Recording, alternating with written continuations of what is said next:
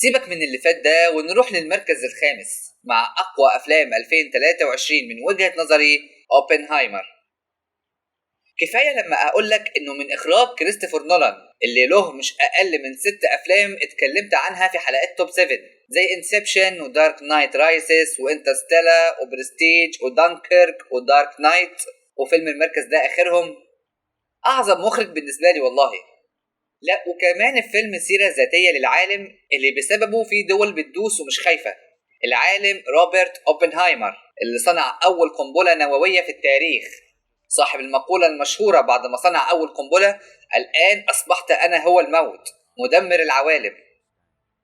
وكل كوم ولا اللي مشاركين في الفيلم ده كوم تاني: كيليان مورفي ومات دايمون ومايكل كين ورامي مالك وإيميلي بلانت وروبرت داوني. الفيلم مليان نجوم ولسه فيه تاني، بس أنا قلت كفاية كده. ونولان هيعتمد في الفيلم ده على كتاب بيحكي السيرة الذاتية لروبرت أوبنهايمر، مش من دماغه يعني، بس طبعا هيحط بهارات من عنده لزوم الدراما زي ما كلنا عارفين. والفيلم ميزانيته تعمل 100 مليون دولار وغالبا هيتعرض إن شاء الله في شهر 7.